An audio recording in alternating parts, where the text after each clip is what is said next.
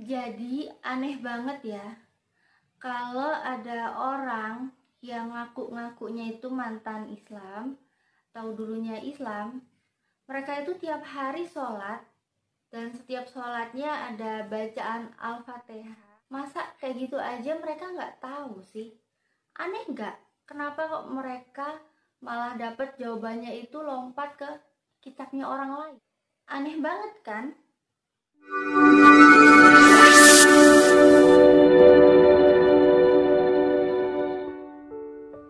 Bismillahirrohmanirrohim. Assalamualaikum warahmatullahi wabarakatuh. Alhamdulillah. Pertama-tama marilah kita panjatkan puja dan puji syukur kita hanya kepada Allah Subhanahu wa ta'ala. Sebab karena rahmatnya, karena kasih sayangnya, kita masih bisa bertemu lagi saat ini. Walaupun dalam media sosial kita dipertemukan dalam keadaan sehat walafiat. Dan marilah kita panjatkan sholawat pada junjungan kita Nabi Muhammad SAW. Sebab karenanya kita telah dipertemukan dengan cahaya kebenaran, yaitu agama Islam.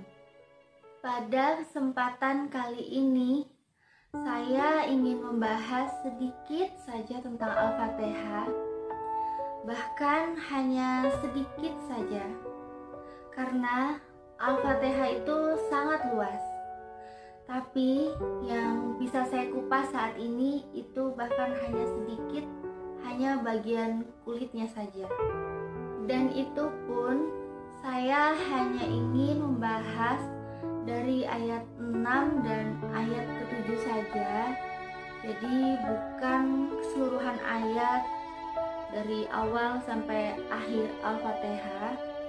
Dan sebelum itu pun saya sudah berkonsultasi dengan seseorang yang memang pengetahuan tentang keislamannya, tentang Al-Fatihah ini jauh lebih paham daripada saya. Jadi yang bisa saya sampaikan hanya di ayat 6 dan 7 saja. Jadi, benarkah ihdinas siratal mustaqim itu merujuk kepada Yesus? Benarkah tunjukkanlah kami jalan yang lurus itu merujuk kepada Yohanes 14 ayat yang ke-6 yang disebutkan, akulah jalan kebenaran dan hidup? Benarkah demikian? Nah, jadi ini nih ada hal yang konyol, hal terkonyol ya. Jadi ada beberapa murtadin atau orang-orang yang ngakunya murtad dari Islam, kemudian mereka masuk ke Kristen, dan mereka itu menganggap bahwa ayat ke-6 di Al-Fatihah yang ada di Al-Quran itu, mereka langsung lompat ke Alkitab di Yohanes tanpa mereka itu membaca atau mengetahui di ayat yang ke-7 di Al-Fatihah itu. Nah, jadi ini nih bener-bener gak nyambung gitu ya. Kok bisa-bisanya mereka itu menghubungkan dari Al-Quran surat Al-Fatihah ayat yang ke-6 ke yang ada di Alkitab tanpa melihat ayat yang ke-7 di Al-Quran. Padahal jawaban dari tunjukkanlah kami jalan yang lurus itu ada di ayat selanjutnya, di ayat yang ke-7, yaitu siratal ladzina an'amta 'alaihim ghairil maghdubi 'alaihim waladdallin, yang artinya yaitu jalan orang-orang yang telah engkau beri nikmat kepada mereka, bukan jalan mereka yang dimurkai, dan bukan pula jalan mereka yang sesat. Nah, itu terjemahannya ada yang saya kasih warna ya, ada yang biru sama merah. Tapi kali ini saya mau ngebahas yang warna merah dulu. warna birunya di video saya yang selanjutnya. Jadi aneh banget ya kalau ada orang yang ngaku-ngakunya itu mantan Islam, tahu dulunya Islam, mereka itu tiap hari sholat, dan setiap sholatnya ada bacaan Al-Fatihah yang di situ di ayat ke-6, tunjukkanlah kami jalan yang lurus. Padahal jawabannya itu kan ada di ayat yang ke-7, di ayat selanjutnya, yaitu jalan yang telah engkau beri nikmat. Nah, masa kayak gitu aja mereka nggak tahu sih? Aneh nggak? Kenapa kok mereka malah dapat jawabannya itu lompat ke kitabnya orang lain? Aneh banget kan? Jadi kita lanjutin dulu analisanya aja. Kita lupain asumsi-asumsi sesat dari para murtadin itu. Apa sih yang dimaksud dengan jalan orang-orang yang telah engkau beri nikmat? Orang-orang yang diberi nikmat itu siapa sih? Mari kita buka surat An-Nisa ayat yang ke-69. Di sini saya baca terjemahannya aja ya. Kalau untuk yang bahasa Arabnya itu biar para murtadin aja yang baca, karena saya masih belum bisa baca untuk di Arabnya. Mungkin kalau orang-orang yang ngakunya murtadin, yang dulunya mantan ustadz atau pernah sampai 7 tahun ngajar di pondok atau seperti itulah ya, itu pasti lebih bisa lah kalau untuk baca Arabnya. Oke, langsung saja ya. Bismillahirrahmanirrahim.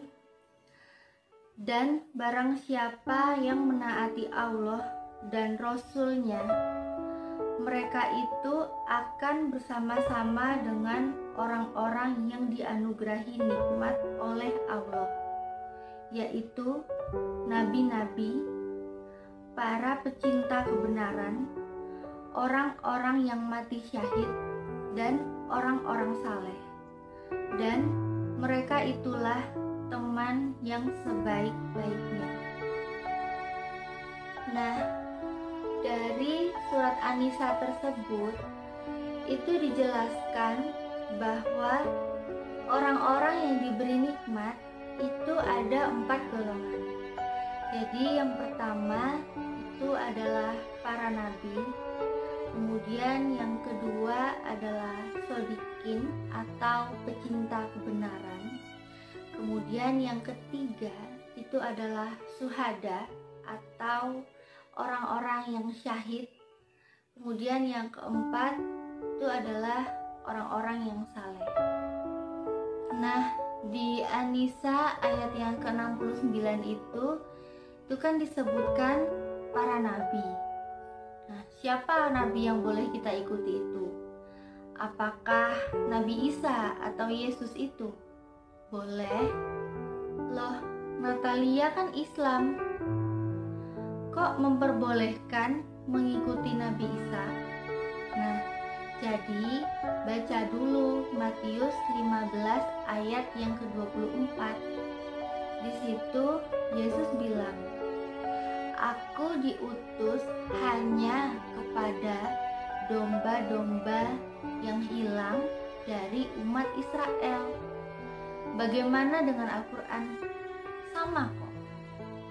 Di Al-Quran surat Az-Zukhruf 59, Isa tidak lain hanyalah seorang hamba yang kami berikan kepadanya nikmat kenabian, dan kami jadikan dia sebagai tanda bukti kekuasaan Allah untuk Bani Israel. Nah, jadi di Al-Quran sama di Alkitab yang tadi itu sebenarnya sama ya, bahwa Nabi Isa itu dikhususkan untuk Bani Israel. Nah, kalau kita tahu kita ini di mana. Kita kan bukan Israel. Nah, kita kan bukan orang Israel. Lalu kita ikut siapa? Di Al-Quran surat Saba ayat yang ke-28. Dan kami tidak mengutus kamu, melainkan kepada umat manusia seluruhnya, sebagai pembawa berita gembira dan sebagai pemberi peringatan. Tetapi kebanyakan manusia tidak mengetahui. Dan ditegaskan lagi di surat Al-Ahzab yang ke-21,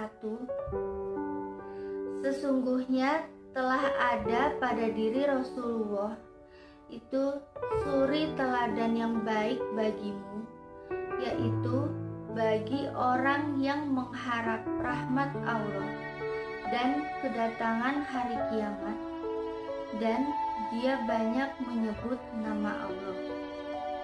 Jadi jelas, dari para nabi yang paling utama untuk diikuti yaitu Nabi Muhammad.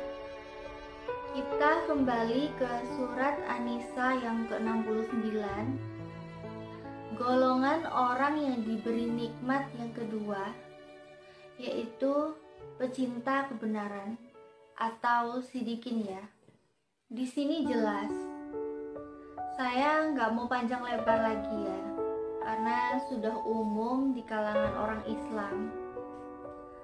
Rasulullah pernah bersabda, hendaklah kamu bersikap jujur, karena kejujuran itu membawa kebaikan, dan kebaikan itu akan membawa kamu pada surga.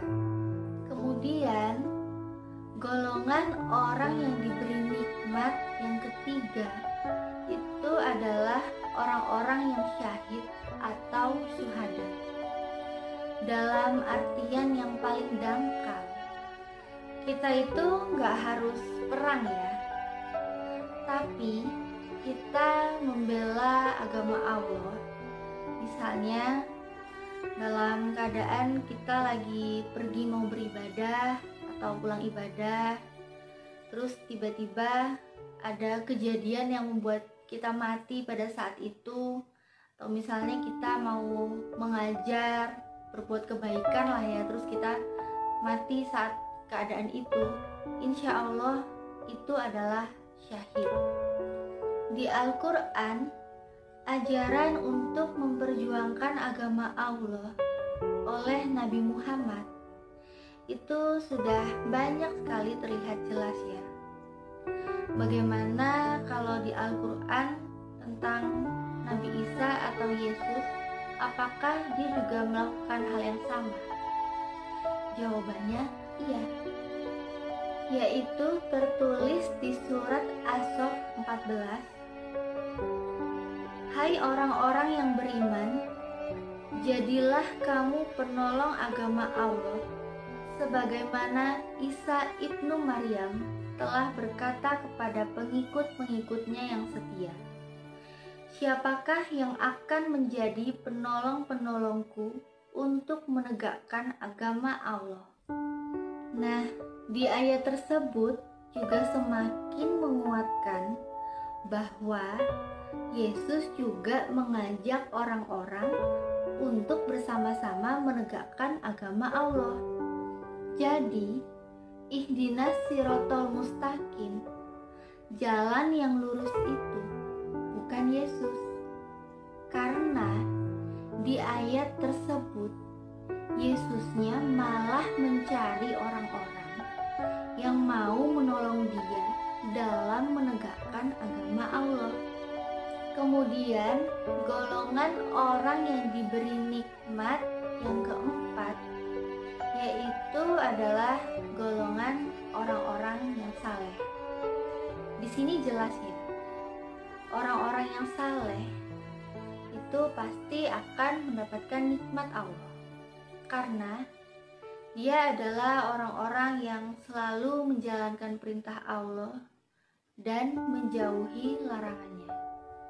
Seperti di surat Al-Hajj ayat 50, maka orang-orang yang beriman dan beramal saleh, bagi mereka ampunan dan rezeki yang mulia. Jadi itulah penjelasan sedikit tentang ayat Al-Fatihah yang ke-6 dan yang ke-7, karena saya sadar keilmuan saya itu masih sangat rendah. Dan untuk para guru serta para ustadz, saya mohon koreksinya jika apa yang saya sampaikan ini tentang arti penafsiran dari Al-Quran mungkin ada yang salah dari saya mohon koreksinya untuk bisa saya lebih perbaiki lagi ke depannya. Jadi cukup sekian video saya kali ini. Saya mohon maaf bila ada kata-kata saya yang gak berkenan buat teman-teman. Namun jika ada baiknya, itu semua hanya datang dari Allah Subhanahu wa Ta'ala. Dan jangan lupa nanti bisa nonton video lanjutan dari video ini yang akan membahas tentang jalan yang dimurkai dan jalan yang sesat. Assalamualaikum warahmatullahi wabarakatuh.